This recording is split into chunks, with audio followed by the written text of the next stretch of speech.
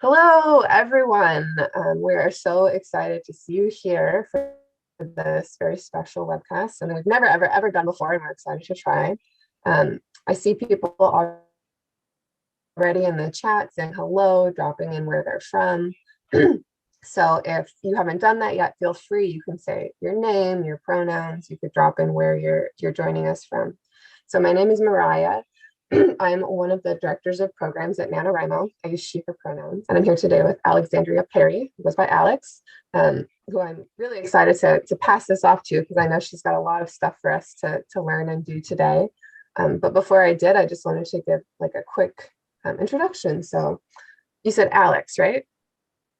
That's what you go by. It feels like very, because I've never addressed a poet laureate by a first name. Plus, I've never addressed a poet laureate by a first like nickname. So it's it's pretty exciting. So Alexandria Peary holds an MFA in poetry from the Iowa Writers Workshop, a second MFA in poetry from the University of Massachusetts Amherst, and a PhD in English composition from the University of New Hampshire. She has 9 books out, she just told me, including books of poetry, books of scholarship on the teaching of writing. In addition to that, she also has a TED Talk called How Mindfulness Can Transform the Way You Write, which is available on YouTube. And I'll go ahead and drop that link in the chat. So if you're super excited about this webcast and you want to do more, that's a great place to go next. So I'm going to go ahead and pass it off to you. And I won't say much, I think. I'm excited to learn, but I'll be monitoring the chat. So if you have questions or things like that, ask them in the chat and I will be there to answer. But otherwise, Alex. Hello, everybody. I'm so thrilled to have this hour to talk about mindful writing with you because from a mindfulness perspective, you're doing such important work just by being a participant in NaNoWriMo because you're reducing some of the anxiousness that's out there in the world just by being part of NaNoWriMo. So many people dread, dislike, avoid, you name it, writing, and they do it they suffer from writing throughout their entire lives. And because writing is such a common everyday activity, what this means is that unfortunately, there are many, many opportunities in our lives to just increase anxiety around writing, increase that kind of tension in human experience. But you're different, and kudos to you because I have a special admiration for you in your venture on NaNoWriMo because you are taking on this wonderful task of writing a lot in a month, and a special bow of admiration to the youth participants out there. Congratulations on making this step because, in fact, this very moment is perfect for writing. This very moment is perfect for writing. And I think that's the ethos of NaNoWriMo. It's all about developing fluency, writing a lot, and lowering those premature standards, the fixing and correcting and worrying about quality too early that frequently trips everybody up. That's the ethos, I think, of NaNoWriMo. And it's very mindful writing. And so don't delay your writing dreams. I think this very moment is perfect for writing. And I also think you're perfect for the writing that you're doing in this very moment. So I want to show you something on the screen here, and then we're going to put this agenda in the chat function so you can have it later, okay? I'm not going to keep it on the screen the entire time. Here goes. I hope it's there. It's there, I hope, right? Okay, so we're going to talk about some terms at the beginning, but we only have an hour, and my intention is to show you some practical 3-leveled steps that you can use on a daily basis as you work towards your novel this month. And after that, we will be doing some, like I said, activities. And all of these activities are available in detail at this blog address down below. So I've compiled them for you there, so no need to take lots of notes. You can find them afterwards if you're interested. And then there's some other resources, including my TEDx talk and a book. So I'll put this in the in your chat function right now, so you have it, okay? And then we're going to start. And I hope everybody has a paper or something to write with nearby. I'm pretty sure you do, right? Okay, one sec.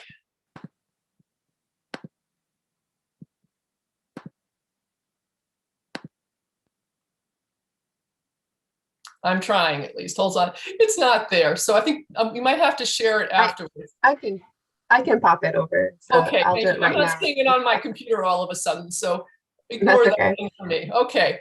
All So right. I dropped in the I dropped in your TED Talk. I dropped in right now. I'll drop in the prolific moment that you mentioned. Okay. And then yeah, so all right, so we'll just go through this. So let's just talk about what mindfulness is for a moment.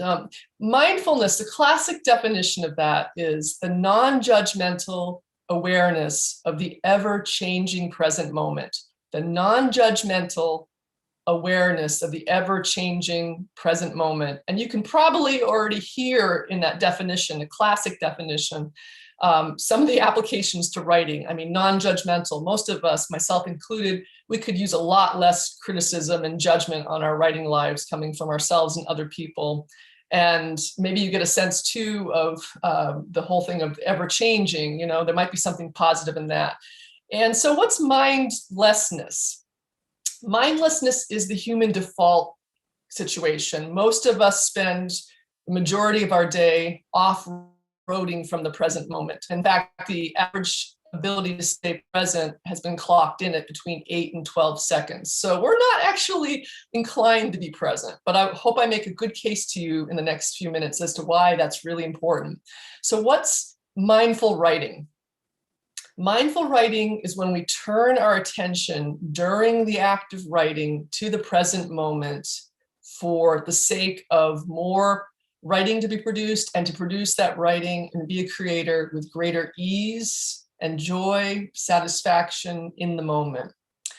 So the thing about this is, and I don't want to dwell because I really do want us to have hands-on activity, right? When we pay attention to the present moment when we write, whole new toolkits arise that are never talked about or seldom talked about in traditional education. These are present moment rhetorical factors, if we're going to get really big and clunky and academic, but we could also just call them a toolkit. They're tools that we just don't normally pay attention to. So let's get to the first of the three, because there are three. And this is the one that I think we're going to spend the most time on in our limited time together. The first thing that somebody who practices mindful awareness when they write notices is that we are constantly generating language, self-talk inside our heads. Anybody who meditates knows that if you sit on a cushion within, you know, a minute or something, you start hearing words. It's almost inevitable. So the thing about that situation, we're going to call that monkey mind, right? The thing about the monkey mind is twofold. It's kind of two-faced. One, all right, I mean, any writer just wants access to nonstop words, right? Doesn't that sound really cool to all of us? You know, NaNoWriMers and anybody out there writing. Absolutely. So that's the really great thing about mindfulness. You start realizing that language is nearly always present, always popping up. But the trick is you have to become non-judgmental and detached enough about the moment to see that language and appreciate it and write it down. Okay, so that's part one. Part two about the monkey mind is not so cool, and it's this. The monkey mind, in addition to providing all this nonstop potential content and new ideas, is also the purveyor, the vehicle for powerful self-talk. We are constantly convincing ourselves of things inside in an internal rhetoric or arguments we're making with ourselves that we normally don't notice because we're in a condition of mindlessness. And so as far as writers go, we're constantly loading up the next writing moment with preconceptions about our writing ability, whether it's about the piece we're working on right now or our general writing ability. And so we really shortchange ourselves. And we will have a little talk about that today. Okay, so first tool is monkey mind. We start noticing it and we use it to find new ideas, but we also make sure that that monkey mind is not kidnapping us and taking us away and by telling us these stories about our writing ability. The second thing that comes to the foreground with mindful awareness, that's a powerful tool, is embodiment. And we're not going to have much time for that, but to actually notice the physical body, chiefly breathing, which is a big part of meditation practice and mindfulness, and a big part of mindful writing, for another day, perhaps. So that's embodiment. And then the third thing is impermanence, that everything is constantly changing, which is the writer's number one asset or ally, because it's not a scary thing. It actually means that form and formlessness, or writing and writing inability, are always in flux. They're not a huge thing that drops on somebody, a stuck state or whatnot. If we're mindful and we observe the moment enough, we notice that things are always shifting and changing, and it's just this wonderful resource. Okay, so again, the three tools are monkey mind, making sure it doesn't take advantage of us and using it for our own benefit, embodiment, and also noticing change, impermanence. Okay, so I just want to briefly say that that's mindfulness, but the opposite situation happens with mindlessness, non-productive mindlessness. And why I say non-productive mindlessness, what we're actually after as mindful writers is a state of, we all know this, oblivion and flow and creativity, where many minutes go by and you're having such a blast writing that you don't even realize all the time pass. And so what differentiates mindful writing from, say, Buddhist practices, we're actually seeking that state of mindlessness as long as it's productive. But what I'm trying to say too today is that if we're not mindful, we actually get stuck in non-productive mindless states. So we actually need mindfulness to propel us into some ideal flow. And then after a while, that flow will change as everything else does. That's when we return to the present, leapfrog off of it, back into flow, and vice versa. But the deal with non-productive mindlessness, or not noticing the present when we write, is that I was just saying that all these powerful, cool tools arise when we notice the present moment, right? Those three things I was telling you about that we don't usually talk about in school mostly, right?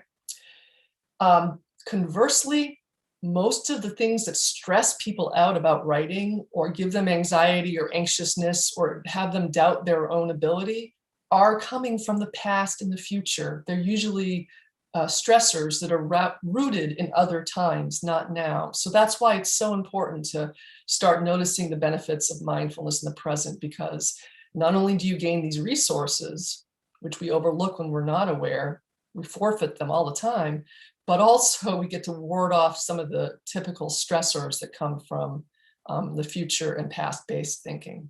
Okay, so let's get into the how to actually apply this to you all in your writing.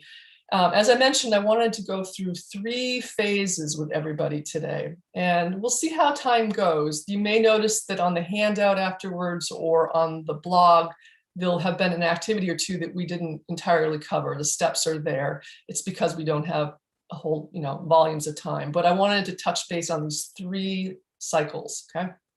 And you can use these every day when you write for NaNoWriMo, or later on in your writing life as well. So here's the first one. Step 1 involves grounding ourselves in the writing moment, becoming present, okay? We really need to do that. And we have to have a reminder to ourselves to do that. So something in your writing space, an object, or I'm going to hold up something on the page. I don't know if you're going to be able to see this, but I love Thich Nhat Hanh's calligraphy. There's a little calligraphy there on my page. I'll have that on my writing desk. But anything that returns us to the present moment, helps us put our hand metaphorically, our palm metaphorically, where we are right now as a person in our space. Because why are we doing this? Otherwise, we really fail to notice a whole bunch of things, including the fact that we're wonderfully alone in the creative moment. Our readers and people who expect anything from us are way off in the distance. They're not in the room. Too many people treat writing like what I'm doing, public speaking, right? So too many people act as though when they're writing, they're giving a speech and they can't retract what they've said, that it has to be real-time perfection. And too many people give up the wonderful sanctity of the present moment in which there is no audience. When I write in this room, there is no audience in this room. So by grounding ourselves, noticing where you physically are, how you're physically doing in the moment when you write, it's a powerful way to start kicking out those future and past-based mindless stressors. So I wanted to show you one activity to do to that. Actually, I've got 3, but I'm always overambitious on these things. We're going to try for 2. So here's the first one. So does everybody have paper someplace or a pen, I hope? Okay, it's called 7 mindful breaths. Inhalation, exhalation. And I'm going to walk you through it. This is a strategy that won't result in a fiction product. It has nothing to do with the novel you're working on per se, I don't think, unless maybe it will for you, but I wouldn't guess that. But what it does is it helps ground us in the present moment, using writing to become more embodied, more aware of our physical state. So what we're going to do is as follows. I'm going to ring these tiny but potent bells. See these little bells? I have to say this because if I don't show them on the screen and I just tap them down here, they're very loud and you'll wonder where the noise is coming from. But I'm going to ring these tiny little meditation bells in a second. And what I'm going to ask everybody to do, and I'm going to do it myself, is as follows. First part, I'm going to ask you just to track your breathing, and I'll walk you through that. It doesn't involve any writing. I'm just going to draw you through a basic seated meditation to the present moment through the breathing. Then I'm going to start asking you a few questions, okay? And what I would really like you to do is if you could please, without censorship, jot down whatever response arises in you to what I say. Just jot it down on a piece of paper or the screen. And then afterwards, we're going to do about 7 of these, 7 mindful breaths, inhalation, exhalation.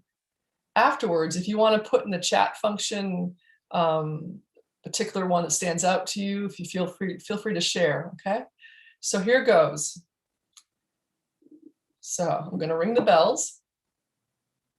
Basic seated meditation.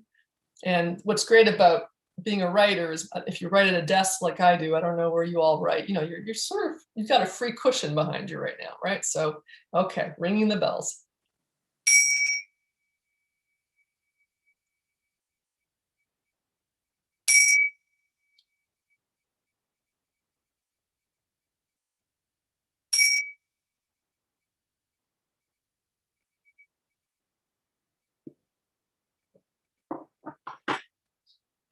Okay, so we're not writing at this juncture. We will in a sec.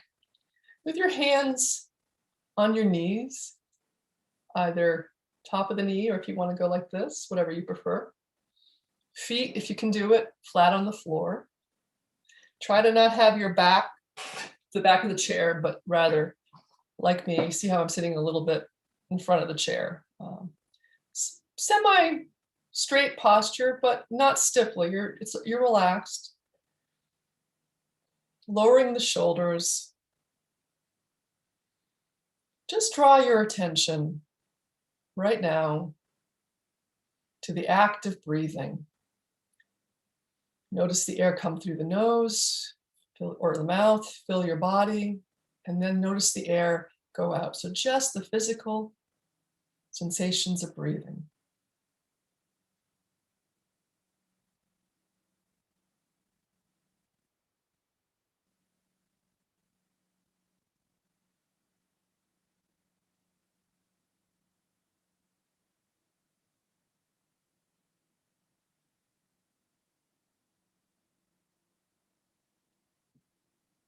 Okay, so for the next inhalation you take, what I would like you to do is watch it, have a pen nearby or a pencil, watch it, and then please write down what color that breath would take.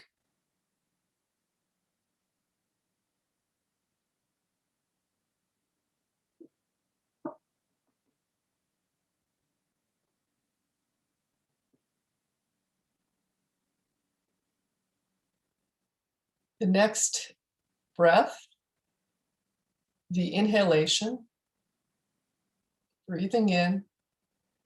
If that breath had a shape, like a geometric shape, what would it be?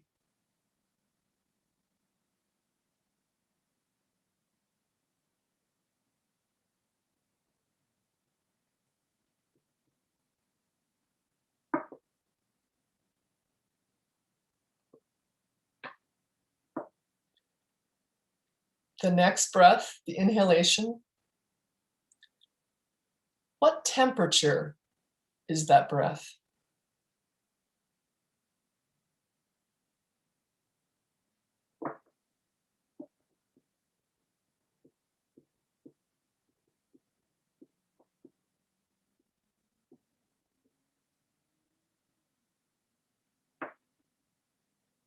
Two more.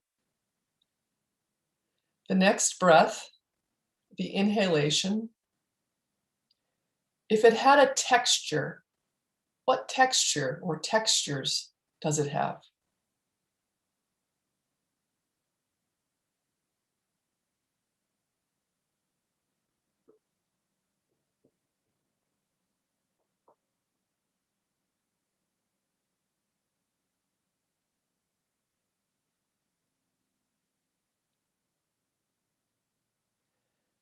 The next breath, breathing in and out, the inhalation. If it were a container, what kind of container would it be?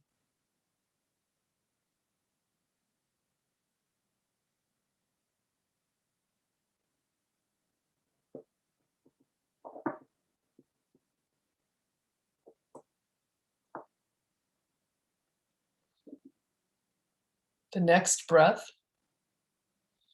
If the breath contained another kind of object, what object might it contain?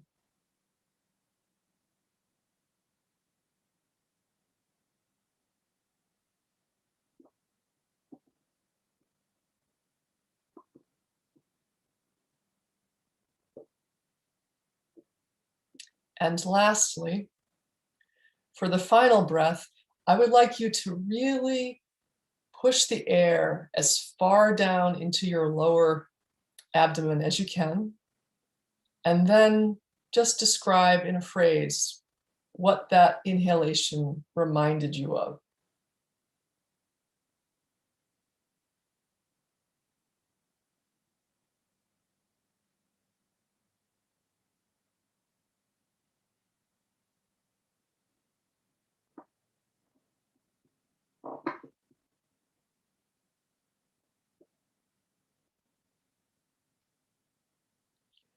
Okay, terrific. So we invite anybody to put something in the chat function. We'd like to hear a few, just a few seconds here. So if you'd like to type something into the chat function, that would be terrific. Any of the breaths. And while we're waiting, I'm just going to share one of mine. Not saying it's any good or bad, but for the climate of my breathing, it was humid, but touched by this weird sudden burst of air conditioning inside. I have no idea why, but can we hear a few from you? I think people are still typing, but I can share one that was so interesting. And I thought when I started it, I thought I've done breathing exercises before, like I know how to do this. And then when you said container, I just lit up and it felt like a long, like bubbly canoe with a little diamond inside, which is like, I don't know where that came from. That's so cool. But we've got people saying, Heather HF says their texture is suede. And Fringe Finery said yellow, circle, cool, smooth, pitcher, water, flowing river, which is like a little breath poem. I love that. Let's see, someone else, Jordan Keith said yellow sphere, 65 degrees, smooth and silky, mason jar, which is cool. This is terrific. Barbara says blue, long line, 70 degrees, smooth, tall vase, silver ball, struggle, which is really interesting. Okay. So thank you so much for sharing this. What's that? Thank you so much for sharing them. Like, it's so interesting to see how many different different places they went. Okay, so, lovely job, everybody. So why did we do this? Again, I don't think that's going to make it into your novel, right? But you could hear that wonderfully evocative language, and even that people came up with, even if yours wasn't. Some of mine are really just plain old dull. Who cares? Why we did this activity, right, is to match language with the act of breathing. It's almost synesthesia, blending of the senses. It becomes very poetic, as you can see in some people's responses there, right? But we're putting language to the act of breathing. And suddenly, don't you agree that that act of breathing has become so much more vivid and present, right? So you're starting to really notice your own embodiment. Okay, so that's our first activity. And you could do this very fast. You could even just do it for 3 mindful breaths as you start your writing day. Okay, so just, or even in the middle or the end. Anything we do today, you could do at any phase in the writing process. It doesn't always have to be at the beginning. Okay, so let's move on to the next one. So I think with time constraints, I'm gonna try something here. So we're gonna do something called yoga for hands. Okay, so this is a method that, again, you can find on my blog later if you're interested, right?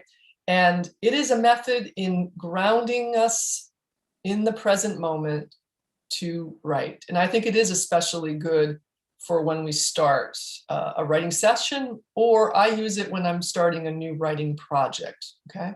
So yoga for hands operates on the principle that most times if someone is stuck or anxious or having just a bad day with their writing, right, they would benefit so much more from paying attention to the physical sensations in their hands as they write than any worry about audience or anything that's coming from the future or criticism or judgment.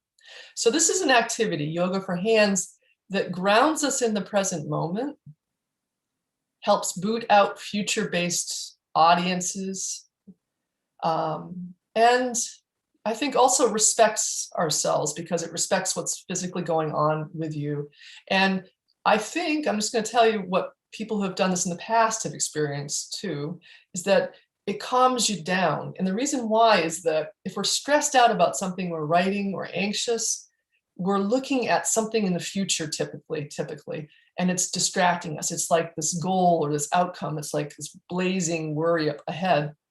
And when we're doing that, we're amping up our monkey mind stress talk, and we're not able to hear those beautiful, rich ideas, powerful ideas, imaginative, like we just heard from people who shared, that comes from just noticing with a fresh mind the present writing moment. So, okay, so let's try yoga for hands. And I'm only going to give you a taste of it just because I want to give you a taste of a few things. And if you're really interested, please go check out the longer versions on the blog. I've posted the full-length version and also an expedient one that you can do at your desk that won't take eons of time. It'll get you going pretty quickly. Okay, so here goes.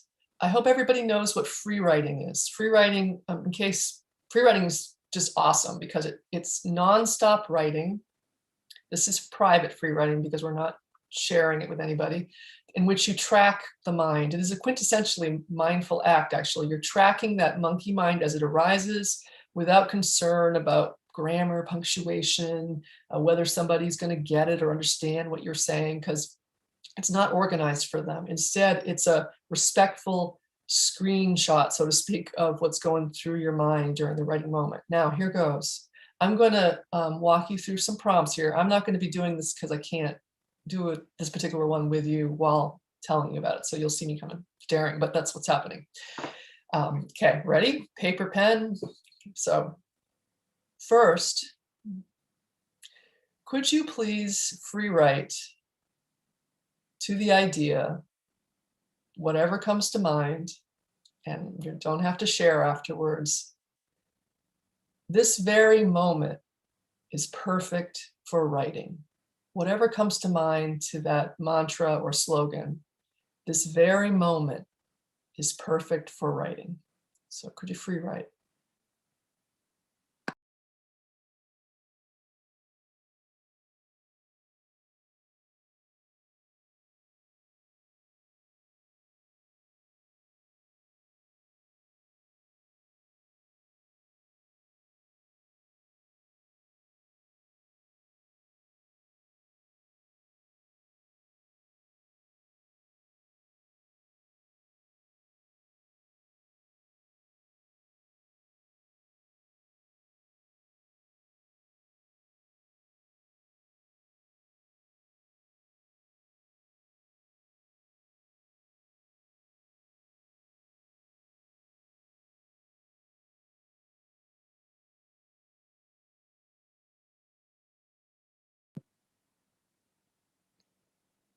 Now, please keep free writing. However, the topic is no longer that mantra I shared with you. Instead, the topic of your free write is just one thing. It's the sensations in your fingertips, just your fingertips, from either holding a pen or pencil or from typing. Keep free writing, but now the subject of your free writing is tracking whatever you notice just in the fingertips.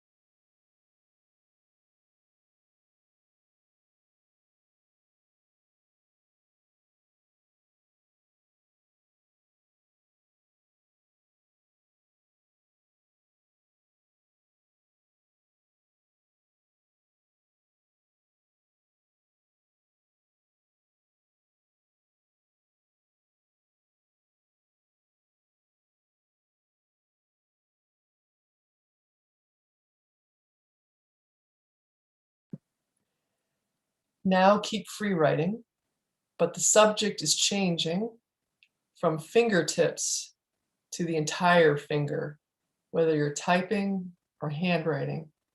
The subject is the sensations in the finger bones.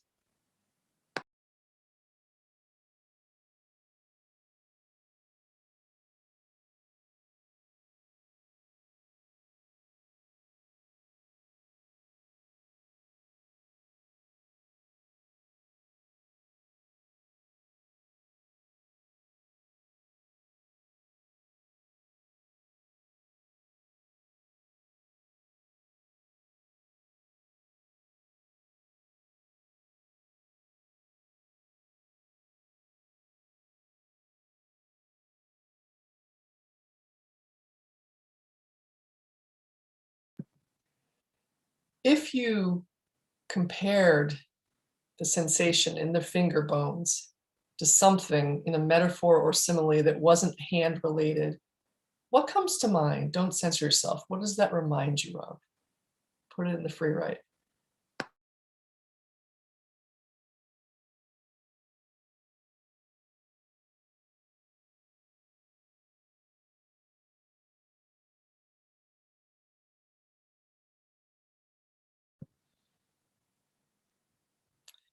Now shift your attention to the palm or palms and the back of the hand as you handwrite or type. Put all of your mind there.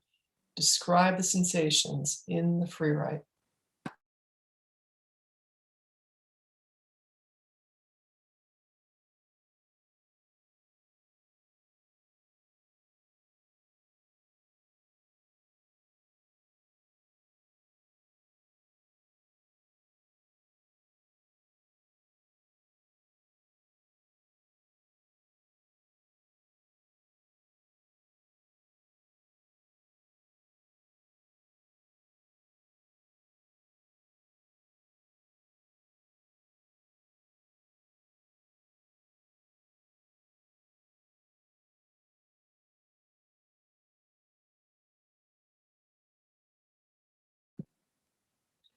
Now move to the wrist or wrists. So as you write, what's the sensation that you feel there?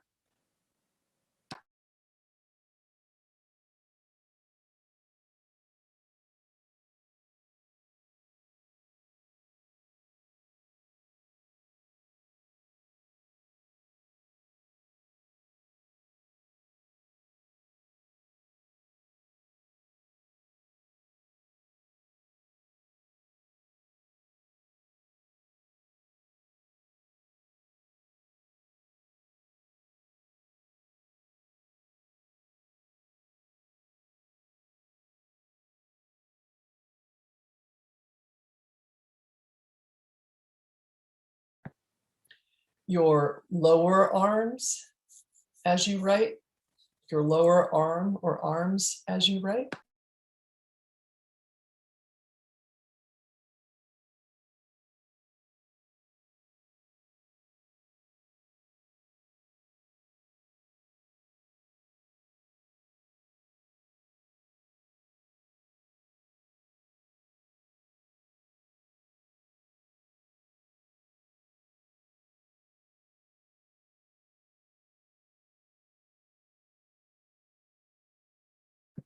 your upper arms and your shoulders as you write?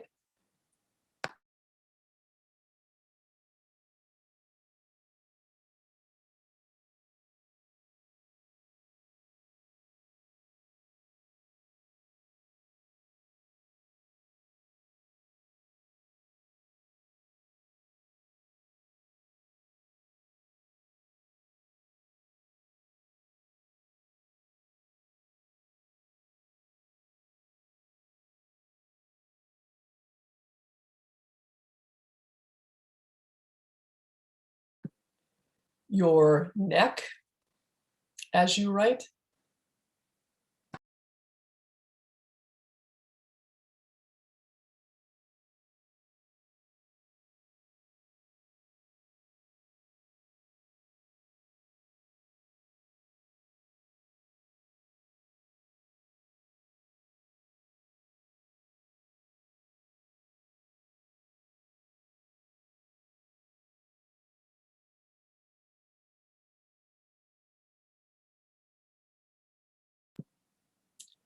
Your face as you write, drawing your mind to any tensions, energies you feel in your face as you write.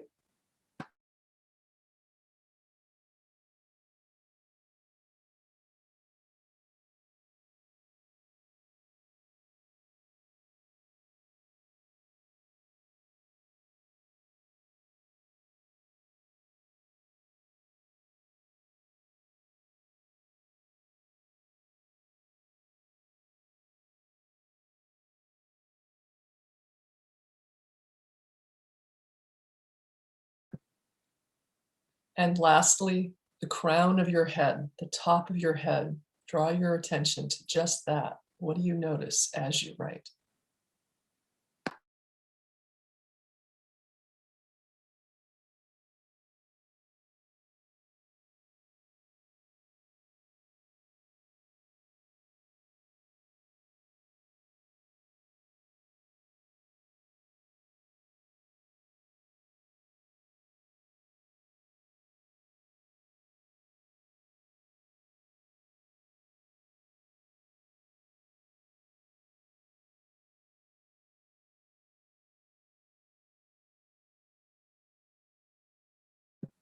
Okay, and now watching your breathing, think about the novel you're working on right now.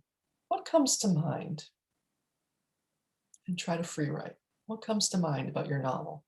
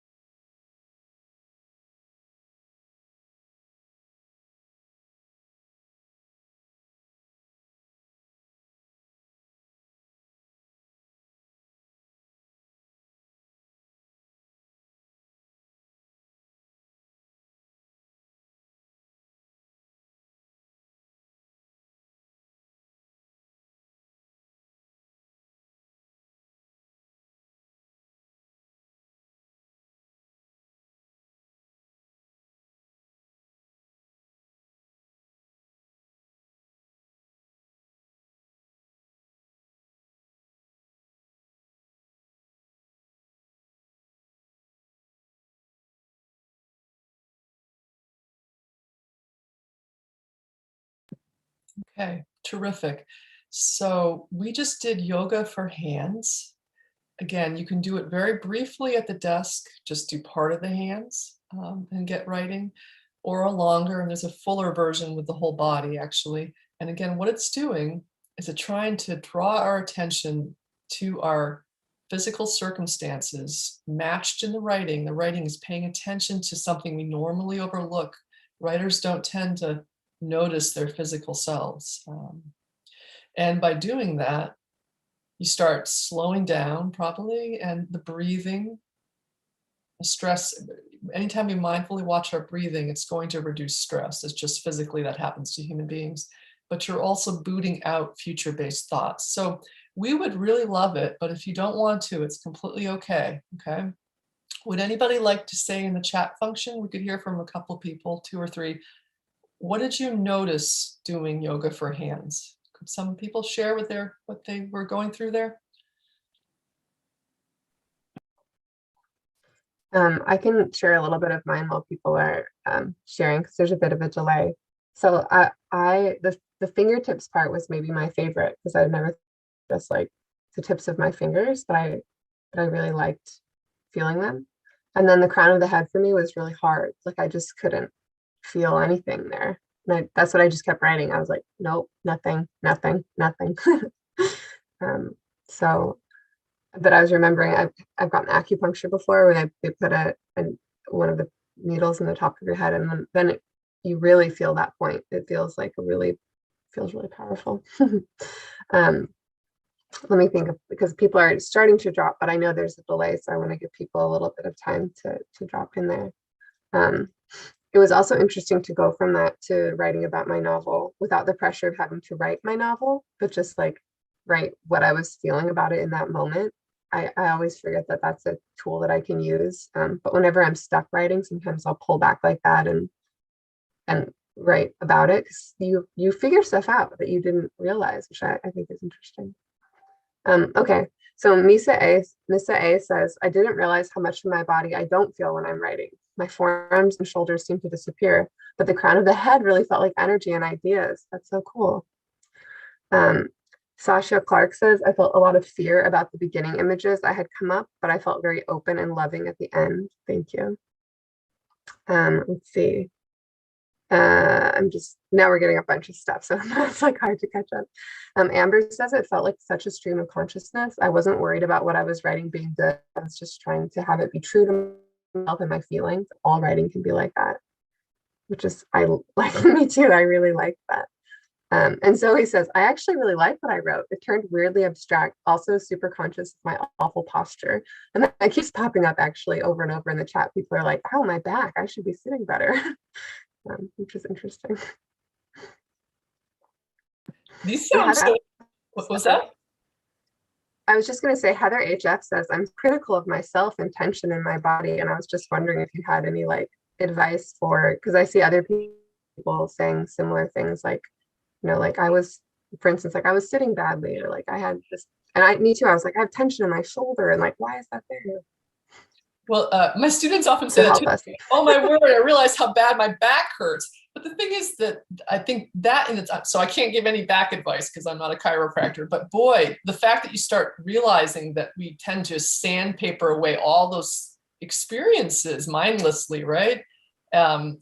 For me, my back's hurting a little bit now too, but for me, any sensation, I'm glad I noticed it, because otherwise I've been overlooking it, which makes me wonder what else I'm overlooking, potentially material for writing or insights or whatnot. So, okay, but this sounds wonderful. I'm looking at the clock, and so I think we're going to have to proceed if that's okay with everybody. All right. So it's okay. Cool. So I just want to tell you about the next technique because well, we'll see. Let me think for a second here. I think we could. I'm going to tell you a little bit. I'm going to tell you about it. We do not have time to do all of it, but it is on the blog. And, so here's the deal with the next one. It's called Summoning Your Audience Ghosts. Okay, so when we write from a mindfulness perspective, this is going to be heretical from some people's perspectives.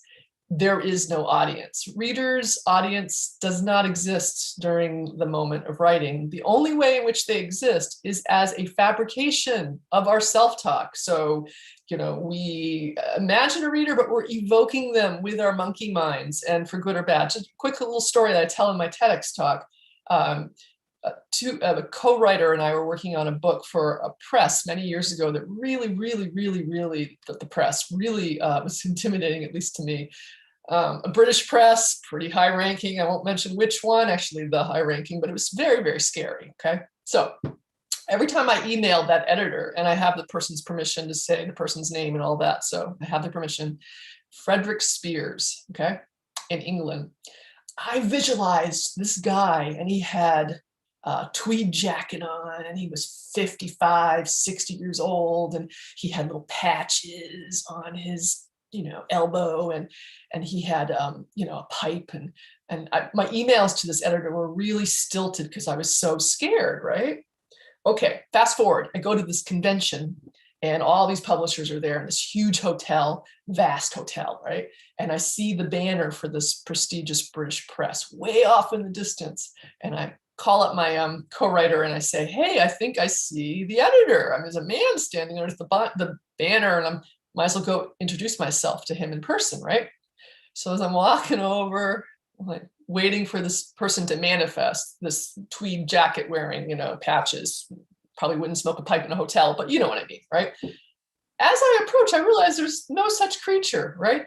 This editor was probably mid-20s, and he had, interesting facial hair, and he had lots of tattoos, and he was wearing kind of this cut-off leather thing. All right, so the deal was this, that's the actual human being I was writing to all those months, right? The other person was this figment of my imagination that was completely affecting the way in which I wrote, the process, and also the product, the quality of these emails and these interactions. All right, so back to you.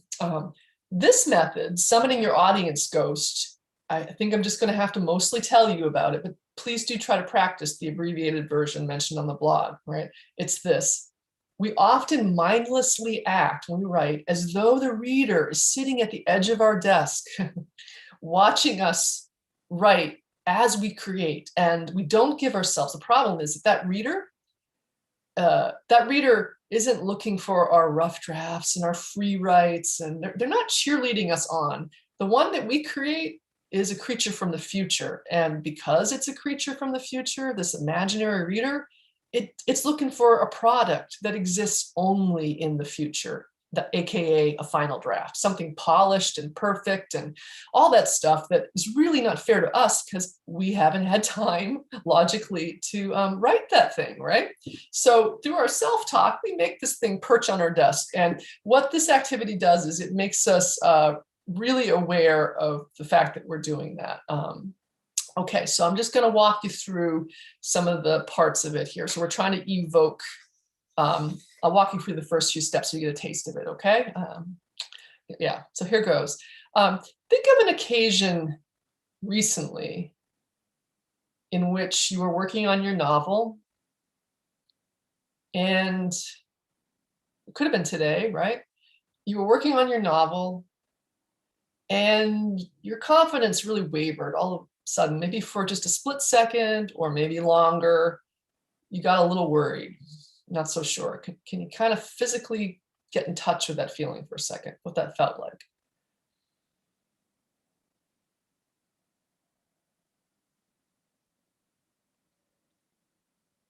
Now, this is the writing part. Staying in touch with that feeling of doubt. Again, it could be minor, it could be big, but get in touch with that feeling of doubt. I want you to imagine that you're back at the desk, computer, wherever you write, where you're working on this novel. You're having that feeling. Okay. Someone appears in your room. All right. So someone appears in your room, and this person has some serious opinions and judgments already about your novel. All right. So we're just going to do a few of these. Jot down whatever comes to mind. Like a caricature at the mall, you know how you can get those drawings done that make your head really big and your neck small and your little tiny body? Caricatures, only we're writing, not drawing, right? What does this person's face look like? And make their head really large in your description and their body very small, okay? So as you're doing that, please pick some feature on their face. We're not trying to be mean, but please do this. Exaggerate it like in a caricature. It's not realistic. So what's their head look like? What's their face look like? And pick a feature and make it really exaggerated.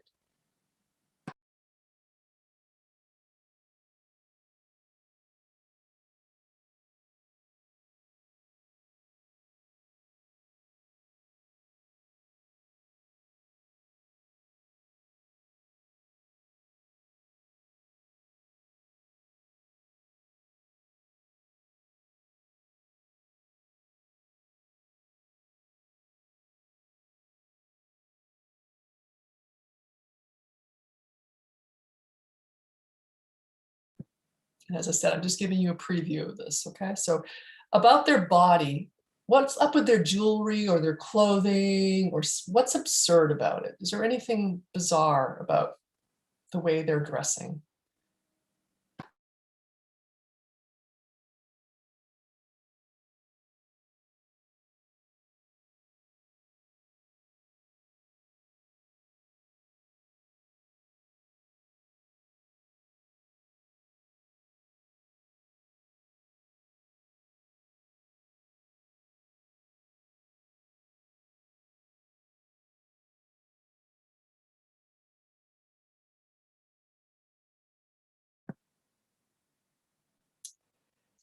This person, they start to say something to you about your novel.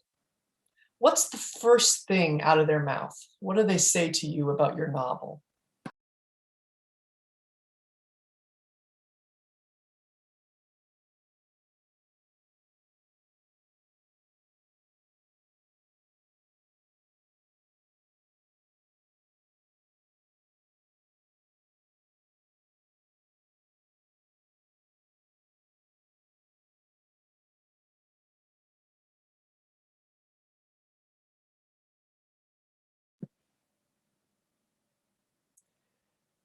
But you know, and here you're using your real imagination hardcore, you know that this person has an ulterior motive, a real reason for what they just said to you. What's their ulterior motive?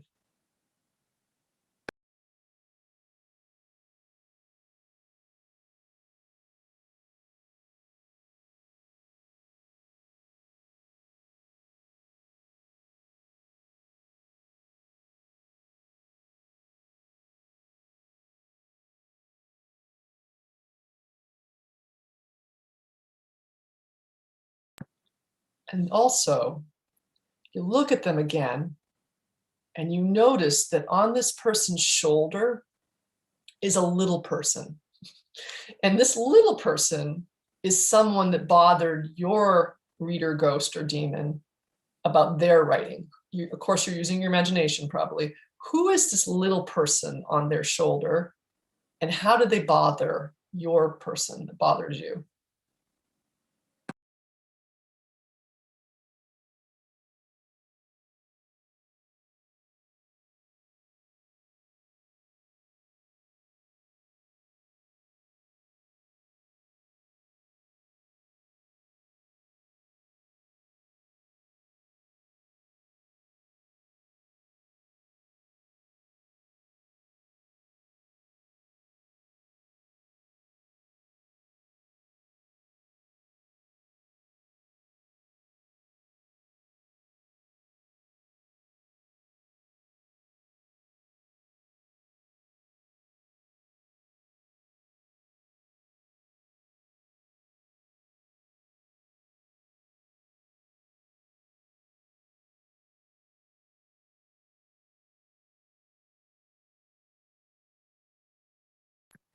Okay, so we don't have time, unfortunately, to share, but I just wanted to tell you that you'd want to take longer, a little longer, these prompts. You want to flesh out their appearance, pun intended, right? The other prompts will have them continue to say things to you about your writing. And then ultimately what you're doing here is you look at it afterwards and you try to figure out if unconsciously your own self-talk is telling you certain things about your worth or your ability, your writing ability. And again, readers are really ghosts or demons. They can be actually very positive. You can design somebody through your self-talk that's imaginary, that's very helpful to your writing. But most times these guys, these demons, these girls and guys, demons, they come into our writing space. We're not aware of them. It's all a fabrication of our monkey mind or self-talk, and yet they affect our outcome and how we feel about our writing. So I see we have 3 minutes. I want to use the time if that's okay with everybody. All right, so phase 2. So I've been showing you techniques that ground you in the moment, get you really established in the moment so that you're able to look around and notice the present moment to be calm and have the ideal mindset to write and to create. Now, phase 2, or the next stage, right, is how to observe the present moment to create. All right, so we can't get into volumes detail here, but this is what I advocate, and I call it start where you are or moment tracking. It's very simple. Once you're grounded, you ask yourself, what's on my mind right now? What's on my mind for my novel right now? What's on my mind? What's arising right now? What thought, what image? No matter where it is in the draft, it could eventually be on the last page, the middle, it could be the beginning. It may not even make it to the final version, but it is exactly what's arising right in the moment. And you track it, you write it down. And if it pulls you into some wonderful creative flow, follow it mindlessly. But if not, keep asking yourself, okay, so what about now? What's on my mind? What's on my mind? And what you're doing is you're tracking on a moment-to-moment basis what actually is happening as a rising as a draft inside your mind, not one prepared for a future audience, but one that's arising in the moment. And in my experience as a writer, it's very divergent. It'll have wonderful possibilities. It may not be organized, and it shouldn't be too early on, right, for a future reader, but you'll have a wealth of ideas. And then the last thing I wanted to end on is phase 3. And phase 3 is mindful writer's self-care. So that monkey mind, right? You know, it's the purveyor of all kinds of nasty messages sometimes about our writing ability or doubts, but we can also train it to be kind to ourselves. And we can train our monkey mind to be respectful of ourselves as writers. And you certainly have a lot to respect about yourself as people who are doing NaNoWriMo. It's just a wonderful thing, as I mentioned at the beginning. And so kudos to you, right? So we're going to end on something called loving kindness meditation for writers, because there's a loving kindness meditation for other reasons, but for writers. The full meditation is on that blog again, right? But the full meditation incorporates other people, thankfulness towards NaNoWriMo, thankfulness towards your community you belong to, your teachers, your readers, even your enemy readers, so to speak, your harshest critics. But right now we're going to do one that's just very brief, and you can do, I recommend highly, at the end of your writing session each day. Because let's face it, you need the stamina to write the novel over the month, and you don't want your monkey mind tripping you up and draining your energy with this negative self-talk, and you need to buoy yourself like a marathon runner, right? All right, so here goes. So just watch your breathing. Again, we'll do this fairly fast, but do it longer at home on your own. Watching your breathing, just the inhalation and the exhalation.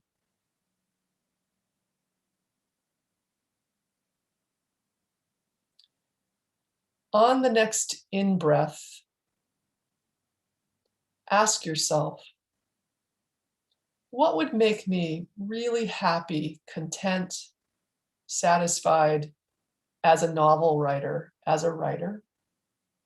And then on your out-breath, visualize yourself receiving whatever it is that would have makes you happy as a novel writer or a writer. In-breath, what makes me happy? What would make me happy? Out-breath, visualize yourself receiving that thing.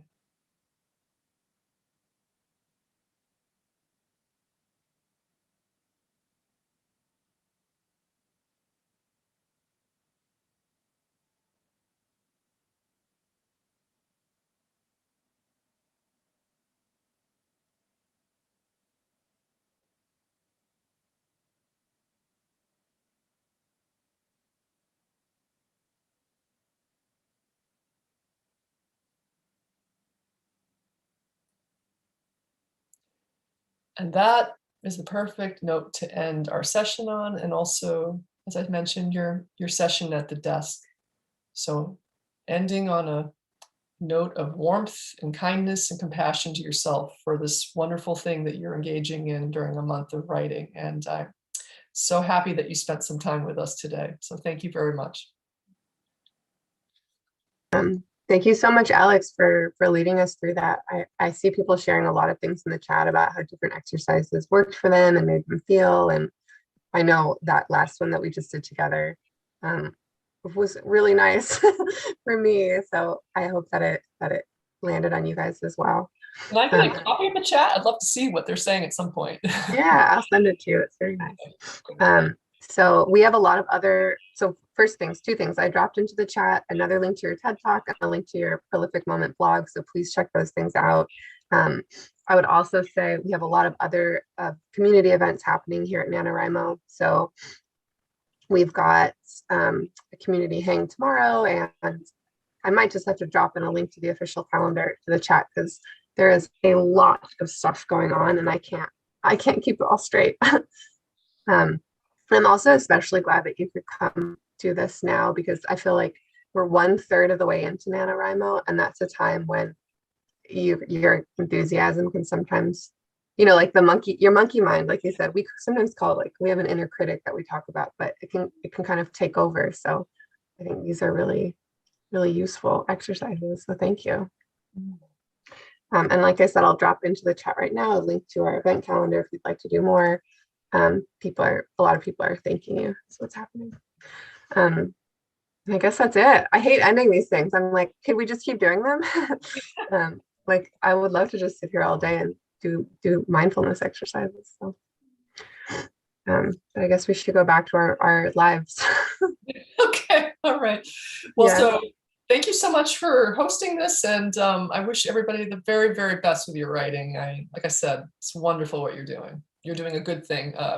You remind me of cave monks. I know you're going to probably think that's a really absurd thing, but there are these monks who spend many, many hours meditating by themselves. And the thing is that a person like that is doing just great work, because you're basically not perpetuating lots of the anxiety that happens from not having those doubts about your creativity, right? So I think it's great what you're doing. It's great for the short and the long term. So good for you. Well, thank you. With that, we'll say goodbye. Bye. Bye.